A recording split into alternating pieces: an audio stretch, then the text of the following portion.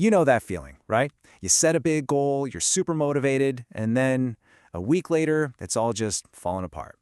Well, today we're going to dive into this really cool psychological trick that can make success almost, well, inevitable. And it all kicks off with this wild story from 19th century France. All right, so picture this. The year is 1830, and the famous author, Victor Hugo, he's in deep trouble. See, he promised his publisher a brand new book all the way back in 1829. But now a whole year has passed and crickets, nothing. He's been busy, with other projects, having guests over, pretty much anything except writing. So his publisher, who's completely fed up at this point, just lays down the law. You have until February 1831. That's it.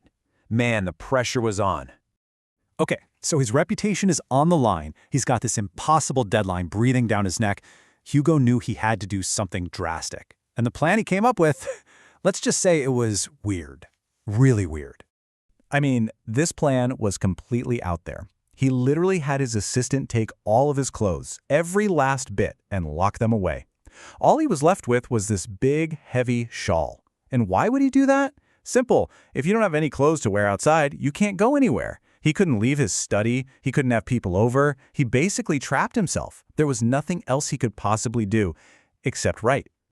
So the big question, did it work? Oh yeah, it worked. He just wrote like a madman all through the fall and winter. And that book, The Hunchback of Notre Dame, wasn't just done on time. It was published 2 weeks early. It's just an amazing example of how powerful his crazy strategy turned out to be. So you have to wonder, right? Was this just the last-ditch effort of a master procrastinator, or was it a stroke of genius? That's the question that gets us to a really powerful idea in psychology. It turns out there's actually a name for what Victor Hugo did. It's called a commitment device. So let's unpack what that really is. So a commitment device is basically a choice that your present you makes to control future you. Think about it. When Hugo locked up his clothes, that was present Hugo, making a decision that future Hugo, the one who'd rather be goofing off, couldn't escape. He was literally forcing himself into a good habit by making the bad habit impossible. And this quote right here, it just nails it. You always hear people say, make your good habits easy. And that's true. But this is the flip side of that coin. Sometimes the real secret to success is less about making good habits easy and way more about making your bad habits really, really hard. Now, this isn't just some dusty old story. This idea is super relevant right now.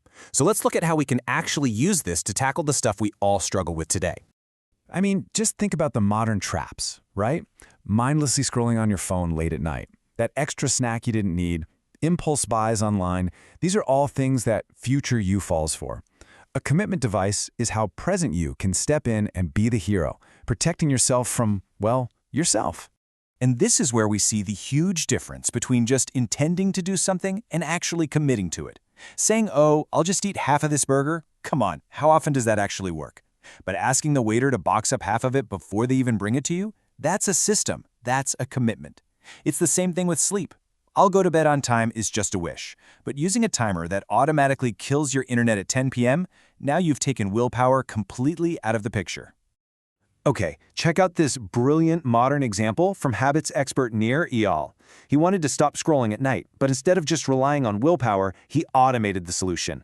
He went out, bought a cheap outlet timer, plugged his internet router into it, and set it to shut off every single night at 10 p.m. Boom, internet's gone. The decision is made. Guess it's time for bed.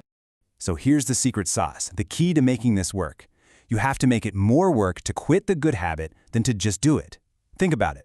If you prepay for a yoga class, now you have to go through the hassle of canceling, you're probably going to lose your money. Suddenly, it's just easier to go to the class. You're building a wall against your future, lazier self. All right, so how can we use this? How do we take this amazing idea and start building these systems in our own lives?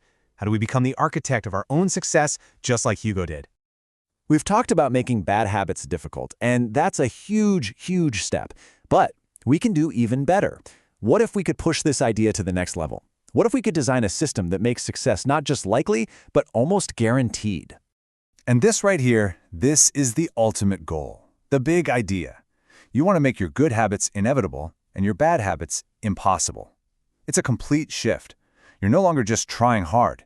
You're literally designing your world so that doing the right thing is the easiest, most logical path you can take. You are engineering your own success. So, I'm going to leave you with this to think about. What's your biggest goal right now?